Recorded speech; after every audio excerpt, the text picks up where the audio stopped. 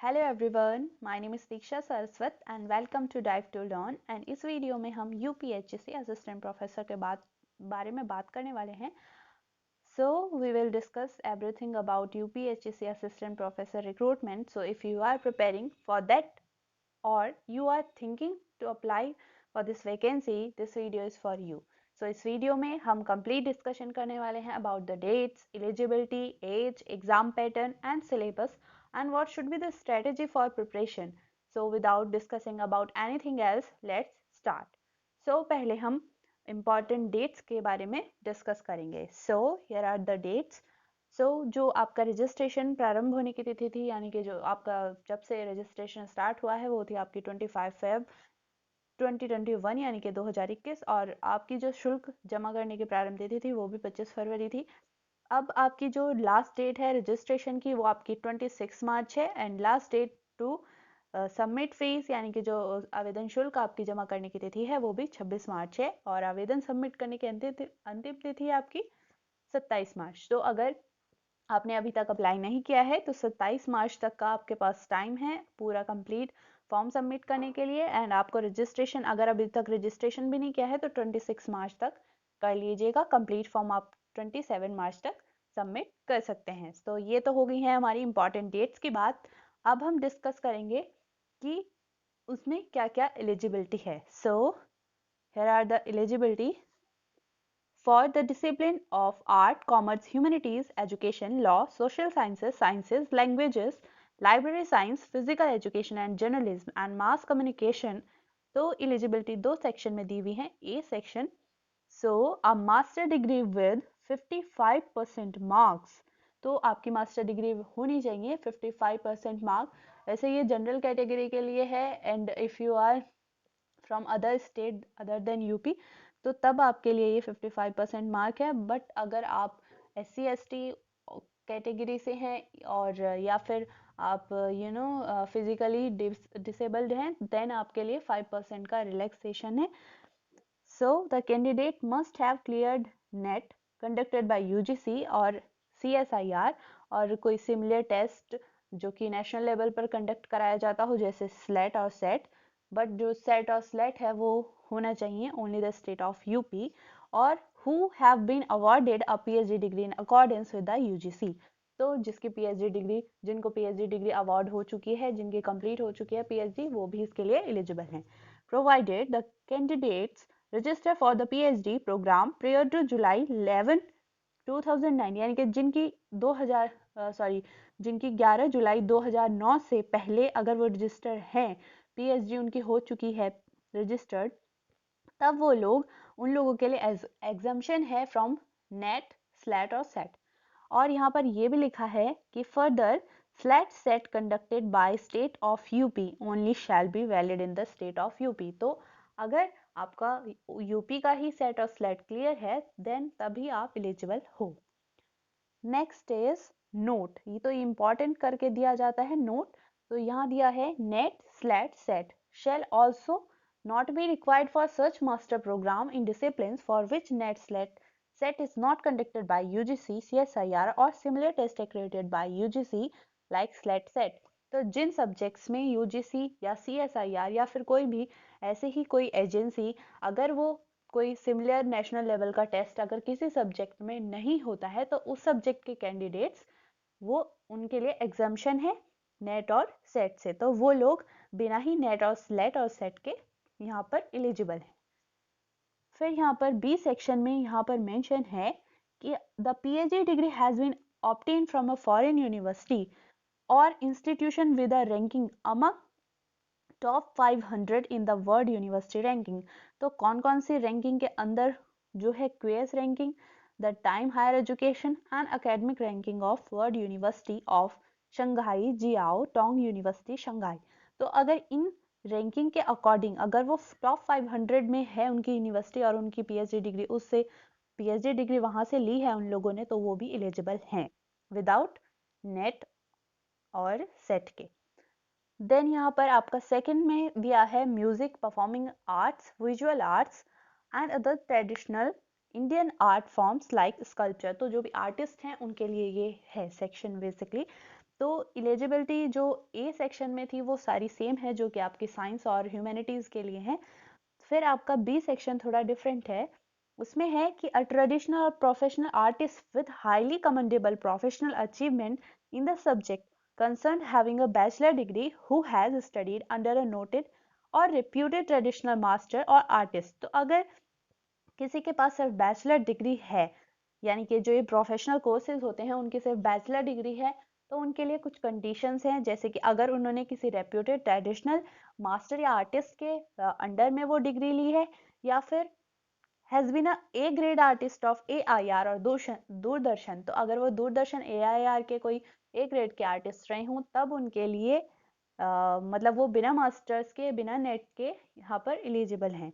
और साथ में he has the ability to explain with logical reasoning the subject concerned and has adequate knowledge to teach theory with illustration in the discipline concerned। तो उनके पास logically अपने subject को समझाने का, यानी कि तर्कपूर्ण वो अपनी बात को रखें स्टूडेंट्स के सामने, और साथ ही में उन्हें थ्योरी की भी नॉलेज हो और वो उसे अच्छे से एक्सप्लेन कर पाएं, देन वो लोग एलिजिबल हैं। फिर यहाँ पर आपका जो सिलेक्शन का बेस है वो है, तो सिलेक्शन के बेस से पहले हम बात कर लेते हैं कि यहाँ पर जो आपका जो अधिकतम आयु है, यानी कि कितने एज तक के लोग यहाँ पर अप्लाई कर सकते हैं, तो वो है 62 ईयर्स। तो अगर 62 ईयर तक के जो लोग हैं वो यहाँ पर असिस्टेंट प्रोफेसर की इस वैकेंसी के लिए अप्लाई कर सकते हैं। Now we are talking about the चयन का आधार, यानी कि जो सिलेक्शन का है आपका बेसिस। तो यहाँ पर चयन का आधार क्या है, लिखित परीक्षा तथा साक्षात्कार है। और यहाँ पर लिखित परीक्षा में उत्तीर्ण अभ्यर्थियों को साक्षात्कार के लिए आमंत्रित किया जाएगा। लिखित परीक्षा हेतु एक वस्तुनिष्ठ प्रश्न पत्र, सामान्य ज्ञान एवं संबंधित वैकल्पिक विषय होगा। लिखित परीक्षा के लिए निर्धारित अंक 200, जो कि सामान्य ज्ञान के 60, वैकल्पिक के 140 एवं साक्षात्कार के 30 अंक होंगे। सभी विषयों में सामान्य ज्ञान के 30 प्रश्न एवं वैकल्पिक विषय के 70 प्रश्न होंगे, और सभी जो प्रश्न होंगे वो 2-2 अंक के होंगे। दोनों में 200 प्लस 30 यानी कि 230 का आपका टोटल जो आपका योग्यता निर्धारित की जाएगी वो आपकी 230 अंकों से की जाएगी। आपका 30 नंबर का इंटरव्यू होगा, 200 का आपका रिटन टेस्ट होगा। तो 200 में आपके जो 30 प्रश्न हैं वो आपके आएंगे जो आपका जनरल पेपर होगा, यानी कि जो जनरल नॉलेज का पेपर होगा वहां से 30 प्रश्न आएंगे। बाकी के आपके 70 प्रश्न आपके सब्जेक्ट से आएंगे, यानी कि जो वैकल्पिक विषय जो आपका जो भी सब्जेक्ट है उससे आएंगे। एंड यहाँ पर एक इम्पॉर्टेंट जो कि आपके लिए बोनस पॉइंट है, जो कि आपके लिए बहुत बहुत अच्छी बात है, कि यहाँ पर कोई ऋणात्मक मार्किंग नहीं होगी, यानी कि कोई नेगेटिव मार्किंग नहीं है। So it's golden opportunity for you. तो अपनी पूरी जान लगा दीजिए इसके लिए तैयारी में। साथ में यहाँ पर है प्रश्नगत पदों पर चयन हेतु लिखित परीक्षा का आयोजन प्रयागराज में किया जाएगा। तो इसका जो एग्जाम है वो सिर्फ इलाहाबाद में होगा। उसके बाद जब लिखित परीक्षा साक्षात्कार के संबंध में जो आपको सूचना मिलेगी वो SMS ईमेल के थ्रू मिलेगी।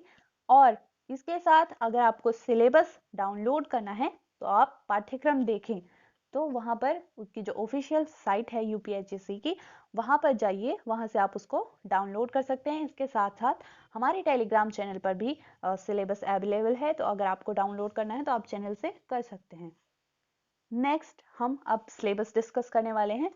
तो पहले हम GK का सिलेबस डिस्कस करेंगे, देन हम दूसरे सब्जेक्ट का। तो यहाँ पर जनरल नॉलेज जो कि आपका 30 क्वेश्चन जिससे आने वाले हैं, 60 मार्क का आपका ये पेपर होगा। तो ये सभी के लिए कंपलसरी है। तो फर्स्ट यूनिट यहाँ पर है आपकी करंट अफेयर्स की। तो करंट अफेयर्स यानी कि जो अभी हाल ही में जो मुद्दे चल रहे होंगे वो करंट अफेयर्स। सो यहाँ पर आपका दिया है major events and current events affairs, national और इंटरनेशनल। तो नेशनल और इंटरनेशनल सभी तरह के इवेंट्स और सभी तरह के अफेयर्स पर आपकी नज़र होनी चाहिए। Personalities in news, sports news, current research in the field of science. तो इसके लिए आपको क्या करना है, करंट अफेयर्स के सेक्शन को आप कैसे स्ट्रॉन्ग कर सकते हैं, उसके लिए आपको न्यूज़पेपर पढ़ना है, न्यूज़ चैनल पर जाइए, मंथली मैगजीन से आप तैयारी कर सकते हैं। उसके साथ साथ द हिंदू का सब्सक्रिप्शन ले सकते हैं, इंडियन एक्सप्रेस पब्लिकेशन से आप तैयारी कर सकते हैं, but you should be continuous at this. अगर आप छोड़ देंगे तो आपके बहुत सारे इंपॉर्टेंट करंट इवेंट्स आप मिस कर सकते हो। तो आपको डेली डेली अपना रूटीन बनाना होगा, डेली हैबिट बनानी होगी इसके लिए, करंट अफेयर्स के लिए। ओके, तो इसके लिए कुछ टिप्स हैं, like you have to make short notes and write what you study in short words. ठीक है, सो वन लाइनर्स टाइप के आप नोट्स बनाइए, जिससे कि आप जब भी उसे रिवाइज करना चाहें आपको वो उस टाइम पर अवेलेबल हो। नेक्स्ट यूनिट हमारी है टीचिंग यूनिट। तो टीचिंग एंड रिसर्च एप्टीट्यूड, तो if you have qualified UGC NET, JRF, so ये और सेट स्लेट एग्जाम, तो आपके लिए बहुत ही फैमिलियर है टीचिंग एंड रिसर्च एप्टीट्यूड।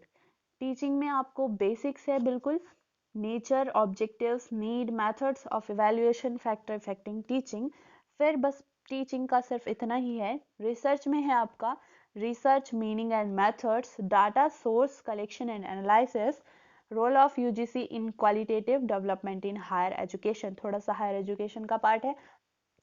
तो ये रिसर्च एंड टीचिंग एप्टीट्यूड देने का मतलब क्या है, you are going to be a assistant professor, तो आप टीच करोगे स्टूडेंट्स को, आपको टीचिंग स्किल्स आनी चाहिए, टीचिंग एप्टीट्यूड आना चाहिए, इसलिए यहाँ पर टीचिंग दिया है। साथ ही साथ आप असिस्टेंट प्रोफेसर बनोगे, then you have to teach research also, तो आपको रिसर्च के बारे में अच्छे से नॉलेज होना बहुत ज़रूरी है। उसके साथ में यहाँ पर हमारा जो थर्ड यूनिट है वो है information and communication technology. ICT में यहाँ पर सब कुछ बेसिक्स पूछा गया है, like meaning, advantages and disadvantages. फिर यहाँ पर बेसिक्स है internet and emailing, general abbreviation and terminology. So ये बहुत ही बेसिक आईसीटी यहाँ पर पूछी जाने वाली है। नेक्स्ट हमारा यूनिट 4 है people and environment. People and environment आपका ये तीनों जो यहाँ पर थर्ड, ये जो 3 यूनिट है आपकी पूरी यूजीसी नेट वाली हैं।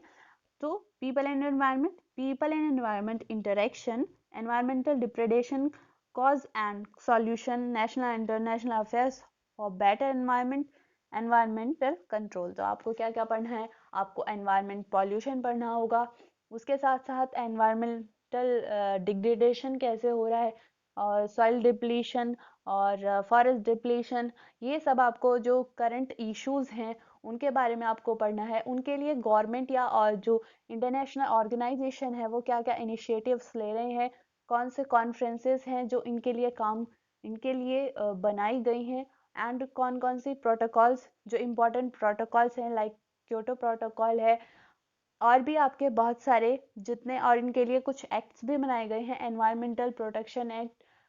ओके, तो ये सारे आपको पढ़ने हैं। फिर आपका है 5th unit, that is Indian history and geography. तो इसमें है salient features of Indian culture, Indian cultures की फीचर आपको पढ़नी है। तो इसमें आपको इंडियन कल्चर यानी कि हर स्टेट के बारे में थोड़ा थोड़ा उनके कल्चर के बारे में आपको नॉलेज होनी जरूरी है। फिर यहाँ पर आपका है इंडियन नेशनल मूवमेंट।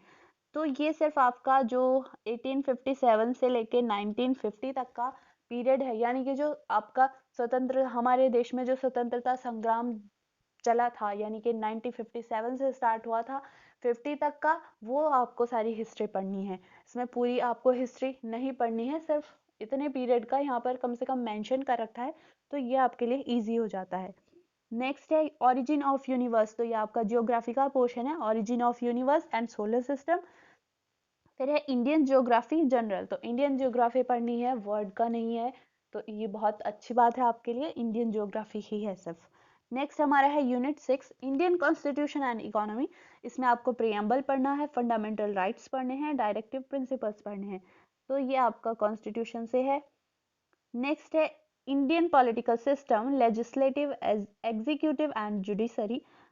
एंड उसके बाद आपका इलेक्शन कमीशन है, पब्लिक सर्विस कमीशन है, population, poverty, unemployment, planning and development, income tax का जो पोर्शन है आपका थोड़ा सा। एंड नेक्स्ट है आपका agriculture, industry, trade, money, currency, banking and capital market. So ये जो सारा सिलेबस है वो आपका जीके का है। सो गाइस, ये जो सिलेबस है आपका कंप्लीट, तो इसके लिए आपको, जैसे ये आपका टीचिंग एंड रिसर्च एप्टीट्यूड है, तो इस पोर्शन के लिए तो आप यूजीसी नेट वाला ही अपना जो आप मेथड यूज़ करे हैं वो आप कर सकते हैं। फिर आपको करंट अफेयर्स के लिए थोड़ा रेगुलर डेली वे में, तो आपको रूटीन में आपको लाना होगा करंट अफेयर्स का, है ना। तो जीके क्या होता है, बेसिकली जीके के लिए आपको हैबिट बनानी होती है, आपको डेली डेली पढ़ना होता है। तो जीके के लिए आप जीके पर तभी आप अच्छी कमांड कर सकते हैं जब आप अच्छे से उसे डेली आप उसे टाइम दें। फिर आपका इंडियन हिस्ट्री एंड जियोग्राफी वाला पोर्शन है, इसके लिए आपको बुक्स से स्टडी करना होगा। सो एनसीईआरटी की बुक आप ले सकते हैं, आप उनसे कंसिडर कर सकते हैं। एंड अगर आपको इन सब के पूरा कंप्लीट सिलेबस जितना इसमें दिया है, कंप्लीट सिलेबस की प्रिपरेशन करनी है, कंप्लीट कोर्स आपको लेना है, तो आप हमारे डाइव टू लर्न से कांटेक्ट कर सकते हैं। नेक्स्ट जो मैं डिस्कस करने वाली हूँ, वो जो जो हमारा सब्जेक्ट है मैं उसे डिस्कस करने वाली हूँ यहाँ पर, होम साइंस। तो यहाँ पर होम साइंस के लिए है फूड साइंस। ये सेम ही पोर्शन है इसमें जैसे यूजीसी नेट वाले एग्जाम सिलेबस में है।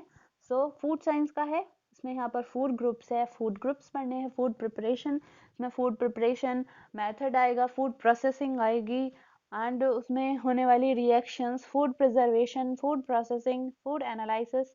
तो ये सारा आपका फूड साइंस का पोर्शन है। नेक्स्ट हमारी जो यूनिट है वो है न्यूट्रिशन साइंस। सो इसमें है fundamentals of nutrition, basic nutrition, and फिर आपका है न्यूट्रिशनल बायोकेमिस्ट्री, फूड माइक्रोबायोलॉजी। तो इसमें सारा फूड स्पॉयलेज, माइक्रोब्स से डिटोरिएशन एंड सब कुछ जो आपका हेल्थ एंड माइक्रोबायोलॉजी में हम पढ़ते हैं। देन आपका पब्लिक न्यूट्रिशन, इसमें आपका लाइफ स्पैन न्यूट्रिशन आ जाएगा, अलग अलग स्टेजेस में न्यूट्रिशन वो आपका पढ़ना है। देन आपको थेराप्यूटिक न्यूट्रिशन, क्लिनिकल न्यूट्रिशन, मतलब सारे डिसीजेस आपको पढ़नी है, एंड उसमें कौन कौन सी आपको डाइट दी जाती है, food avoided, food allowed, nutrition management in various diseases, तो ये आपको पढ़ना होगा। देन आपका है यूनिट 3, ये है इंस्टीट्यूशनल मैनेजमेंट। तो इंस्टीट्यूशनल फूड सर्विस मैनेजमेंट, कितना छोटा सा पॉइंट दे रखा है, बट कितना ब्रॉड है ये। इसमें आपको पूरा मैनेजमेंट पढ़ना है, मैनेजमेंट अप्रोचेस पढ़नी है, प्रिंसिपल्स ऑफ मैनेजमेंट पढ़ना है, फंक्शंस ऑफ मैनेजमेंट पढ़ना है, साथ में आपको menus, types of food services, सब कुछ इसमें आपको पढ़ना होगा। नेक्स्ट आपका पॉइंट है management of social institutes, family as institutes, child care and geriatric institute and panchayats. Then आपका नेक्स्ट है मैनेजमेंट ऑफ एजुकेशनल इंस्टीट्यूट्स। तो इसमें है pre school, primary and secondary schools, colleges and universities, higher education institutes. तो यहाँ पर educational institutes का management है। नेक्स्ट जो आपका है वो है management of special institutes for physically and mentally, socially challenged and problems faced by institutions. So यहाँ पर आपका पहले एजुकेशनल इंस्टीट्यूशन का दिया है, और नेक्स्ट आपका दिया है स्पेशल इंस्टीट्यूट का। ओके, सो नेक्स्ट हमारा है यूनिट क्लोथिंग। इसमें आपको पढ़ना है principles of clothing, socio psychological aspects of clothing, selection of fabrics, clothing and family clothing, advanced dyeing and printing। तो ये सारा पोर्शन आपके सिलेबस में है ही, यूजीसी नेट वाले में सेम वही है। क्लोथिंग कंस्ट्रक्शन, इसमें आपको ड्राफ्टिंग पढ़ना होगा, पैटर्न मेकिंग पढ़ना होगा, flat pattern, draping methods, and then आपका है textile design, principles and concepts, fashion design, fashion cycles. Okay, तो इसमें सब पढ़ना है, फैशन साइकिल्स का स्टार्टिंग से लेके उसका एंड तक, and care and maintenance of textile materials and garments, laundry agents, methods and equipments. तो लॉन्ड्री एजेंट्स पढ़ने हैं आपको, ब्लीचेस के बारे में पढ़ना होगा, एंड साथ में आपको जो सिलेबस के अकॉर्डिंग आपको डाइंग पढ़ना है, प्रिंटिंग पढ़ना है, आपको ड्रेपिंग पढ़नी है, ड्राफ्टिंग पढ़नी है, पैटर्न मेकिंग पढ़ना है, factor affecting the selection of clothing पढ़ना है। ओके, तो ये सब आपको इस सिलेबस के अकॉर्डिंग पढ़ना है, तो ये कुछ भी एडिशनल नहीं है यूजीसी नेट के सिलेबस से। नेक्स्ट है आपका यूनिट 5 टेक्सटाइल्स। तो इसमें आपको पढ़ना है general properties and fine structure of all textile fibres. इसमें आपको natural man made fibres, natural fibre, fibre क्या होता है, कितने टाइप्स के होते हैं, वो सब यहाँ पर आएगा आपका। फिर देन आपका है processing and manufacture of all natural and man made fibres. Okay, तो इसमें आपको सारे प्रोसेसिंग पढ़नी है, कैसे कॉटन का फाइबर बनता है, कैसे फाइबर से फैब्रिक बनता है वो। देन है आपका definition and classification of yarns, identification of yarns and it's use in various fabric. तो कैसे आपका जो यार्न क्या होता है, उसका क्लासिफिकेशन एंड उसकी आइडेंटिफिकेशन आप कैसे करोगे, उसके लिए कौन से टेस्ट यूज होते हैं, कौन से टाइप के फैब्रिक में कौन से टाइप का यार्न यूज होता है, ये सब आपको पढ़ना है। देन है आपका फैब्रिक कंस्ट्रक्शन। इसमें आपको क्या है, definition and types of woven and non woven needed and other construction technique. तो कितने मेथड से आपका फैब्रिक बनाया जाता है, चाहे वो नीटेड है, वूवन है, नॉन वूवन है, ये सब आपको यहाँ पर फैब्रिक कंस्ट्रक्शन में पढ़ना है। देन आपका लास्ट पॉइंट है testing of fibre, yarn and fabrics. तो ये जो quality test, textile quality testing and apparel में भी आपका क्वालिटी टेस्ट होते हैं, वो यहाँ पर आपको टेस्ट पढ़ने होंगे। There are different types of test for fibres, yarns and fabric. Next आपकी यूनिट है रिसोर्स मैनेजमेंट। इसमें आपको पढ़ना है concept of home management and steps. तो होम मैनेजमेंट क्या है, उसके स्टेप्स क्या हैं, उसमें कितने स्टेप्स इंक्लूड होते हैं। लाइक जब मैनेजमेंट के डिफरेंट स्टेप्स होते हैं, जैसे आप पहले प्लानिंग करते हो, ये सारे स्टेप्स हैं, यानी कि मैनेजमेंट कैसे होता है वो आपको पढ़ना है। नेक्स्ट है आपका management of human resources, classification of resources, basic characteristics of resources. ठीक है, तो ये वैसे आपका जो, अगर एक बार आपने यूजीसी नेट का पुराना सिलेबस देखा है, यानी कि अब जो चल रहा है 2018 में जो चेंज हुआ था, उससे पहले का जो सिलेबस था लगभग लगभग वही सिलेबस है। लेकिन यूजीसी नेट का जो सिलेबस अब चल रहा है उससे कुछ भी बाहर नहीं है। Decision making in family, steps in decision making, methods of resolving conflicts. Next आपका टॉपिक है वर्क सिंप्लीफिकेशन, जो कि बहुत इंपॉर्टेंट टॉपिक है रिसोर्स मैनेजमेंट का, एंड अभी मैंने उस पर कुछ वीडियो बनाया था। एंड इसमें आपका इंपॉर्टेंस बताना है work simplification in home, classes of change, simple pen and pencil technique in work simplification. तो इसमें आपको गिलबर्ट की टेक्निक्स को भी पढ़ना है, मुंडेस के जो क्लासिफिकेशन है, यानी कि जो क्लासेस ऑफ चेंज है, उसको भी आपको पढ़ना है। नेक्स्ट यहाँ पर है आपका advance housing, interior design, principles of interior design and various colours and colour schemes, consumer ergonomics. तो इंटीरियर डिजाइनिंग यहाँ पर छोटा सा लिखा है भले ही, बट है ब्रॉड, तो उसको ध्यान में रखना है।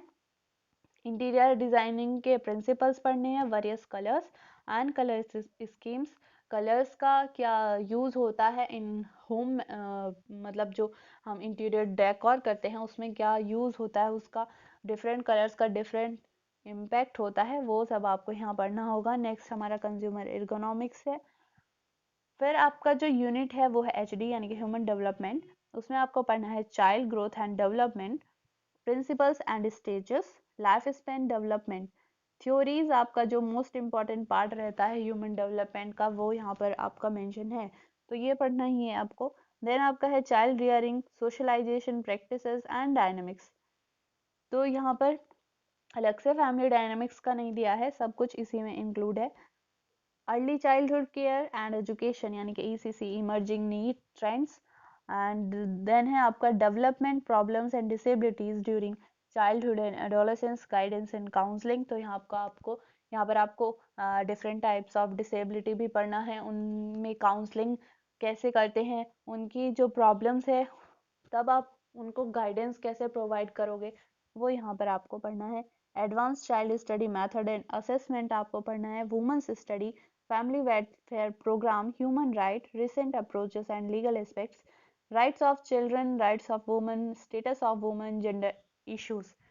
तो बेसिकली ये जो आपका यहाँ पे जो पोर्शन है, जो यहाँ आपका पोर्शन है, ये जो women studies and family welfare programme वाला, इसमें आपको क्या क्या पढ़ना है, जितने भी प्रोग्राम फैमिली वेलफेयर से रिलेटेड हैं, जितने भी एक्ट हैं इनसे रिलेटेड, वुमेन वेलफेयर से रिलेटेड या फैमिली वेलफेयर से रिलेटेड जितने लॉज हैं जो चाइल्ड के उनके डेवलपमेंट के लिए या फिर उनके उत्थान के लिए बनाए गए हैं, उन सबको आपको ध्यान में रखना है।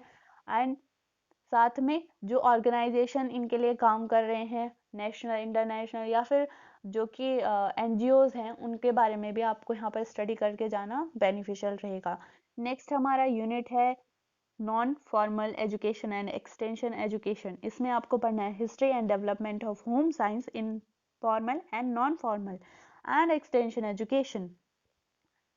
तो पहले आपको जो एक्सटेंशन एजुकेशन है, फॉर्मल नॉन फॉर्मल, इन सब का हिस्ट्री कैसे डेवलप हुई, कैसे ये एक्सटेंशन एजुकेशन इतनी कम्युनिटी में स्प्रेड, अब तो इतना स्प्रेड हो गई है, तो ये कैसे आई, अस्तित्व में कैसे आई, तो ये आपको यहाँ पर पढ़ना है। देन आपका है theories and practices of programme curriculum planning and development, management and administration of formal and non formal and extension education.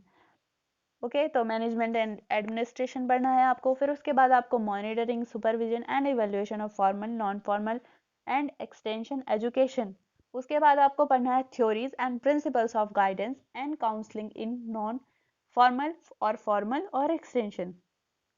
उसके बाद problems and challenges encountered in formal, non formal and extension. तो कौन कौन से problem, जैसे जो extension worker होते हैं उन्हें कौन सी प्रॉब्लम आ रही है, कम्युनिटी में क्या प्रॉब्लम्स आती हैं during this type of education, यानी कि फॉर्मल, नॉन फॉर्मल और एक्सटेंशन एजुकेशन के टाइम पे वो यहाँ पर पढ़नी है। एंड देन आपका है एंटरप्रेन्योरशिप डेवलप मैनेजमेंट। तो इसमें आपको वैसे अगर आप पढ़ने जाओगे तो ये बहुत ही ब्रॉड होगा, बट एंटरप्रेन्योरशिप डेवलप जो मैनेजमेंट है आपका, इसमें अगर आपने मैनेजमेंट पढ़ रखा है, थोड़ा बहुत कंज्यूमर इकोनॉमिक्स पढ़ रखा है, जैसे आपका जो मैनेजमेंट वाला पार्ट है, तो आपको इसमें कोई प्रॉब्लम नहीं होगी। तो अगर इसे अगर ध्यान से पढ़ेंगे ना, तो आपको पता चलेगा कि इसमें बेसिकली जो है पार्ट या जो भी है ये सिर्फ बेसिक अंडरस्टैंडिंग पर आपका बेस्ड है। ठीक है, नेक्स्ट है हमारा 9th यूनिट, जो कि है डेवलपमेंटल एंड एजुकेशनल कम्युनिकेशन। तो इसमें आपको पढ़ना है concept and classification of communication, traditional methods and materials of communication, selection, preparation and use, modern methods and materials of communication, selection, preparation and use.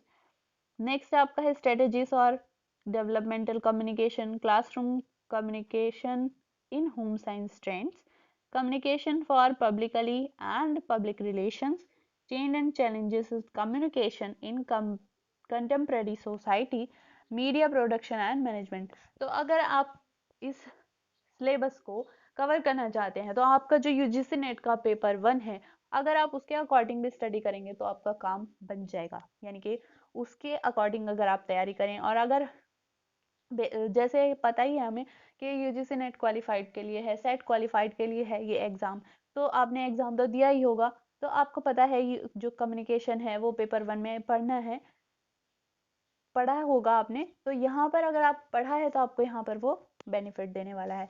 Next हमारा है मेथड्स ऑफ रिसर्च। तो ये जो है इसमें थोड़ा ब्रॉड करके दिया है, जैसे trends in research in home science, research design, types of research, sampling technique, selection and preparation of tools and for data collection, types of variables and their selection, data collection and classification or coding, analysis of data through parametric and non-parametric statistics, report writing, presentation of data, interpretation and discussion, statistical test, mean, median, mode and standard deviation square।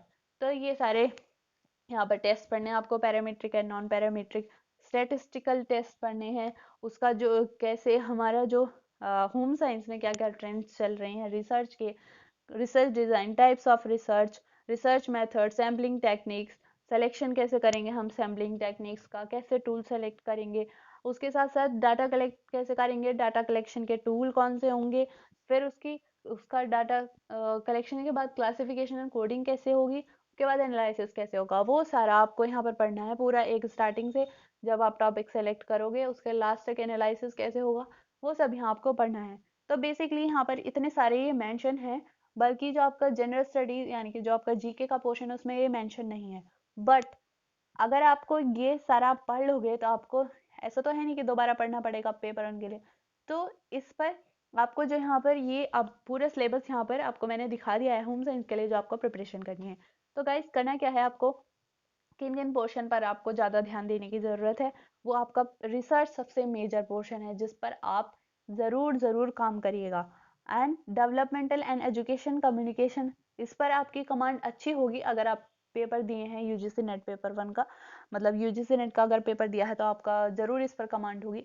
तो ये communication research हो गया, आपका teaching aptitude हो गया, people and environment हो गया, ICT हो गया, एंड ये जो आपका होम साइंस का है तो ये सारा सेम है बिल्कुल यूजीसी नेट वाला।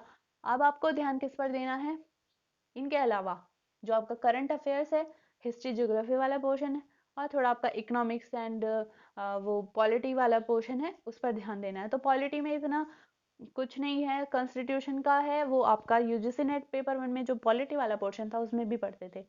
तो गाइस द थिंग इज कि अब जब आपको प्रिपरेशन करनी है तो आप जिन टॉपिक्स से फैमिलियर हैं आप उन टॉपिक्स को रिवीजन के लिए रखिए।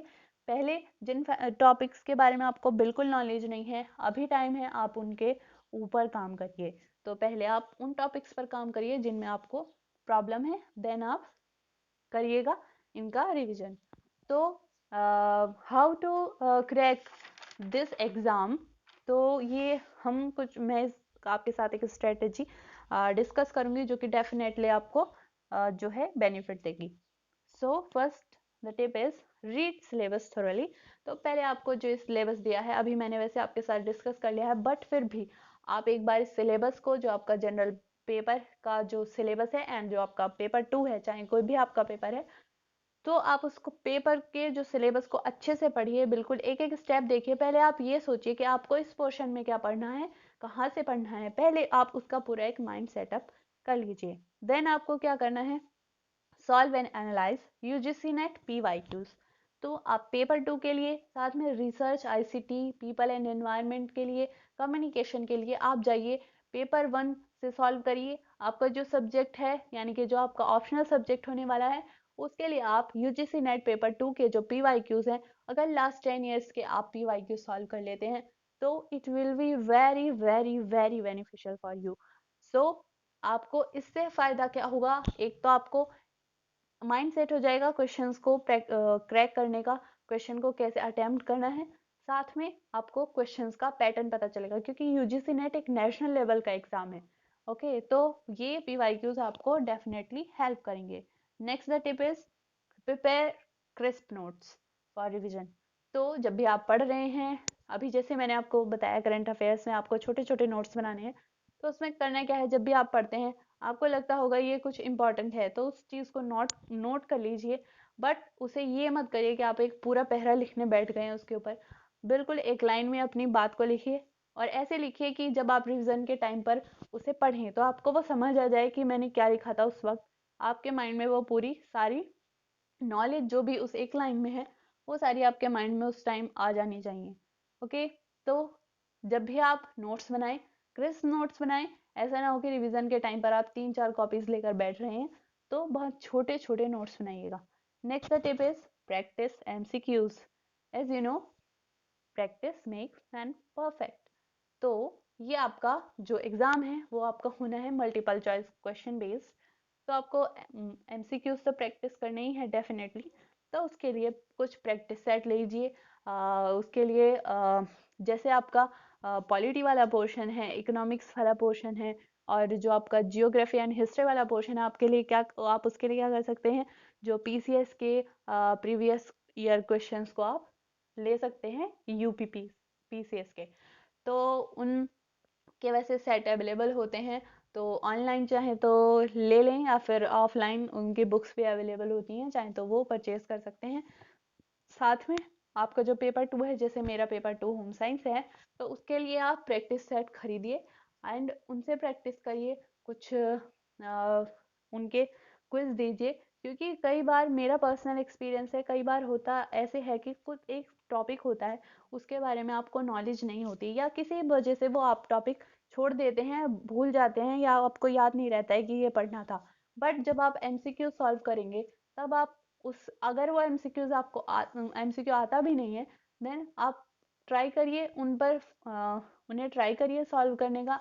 आपको कॉन्सेप्ट नहीं आता है, आप उस क्वेश्चन के बेस पर या तो गूगल सर्फिंग करिए, किसी बुक से करिए, मटेरियल जो भी आपके पास है आप वहां से उसके बारे में नॉलेज गैदर करिए, आपको एडिशनल नॉलेज मिलेगी। तो एमसीक्यूज प्रैक्टिस करना इसलिए जरूरी है, साथ में आपका माइंड सेट होगा कि हमें पेपर कैसे देना है।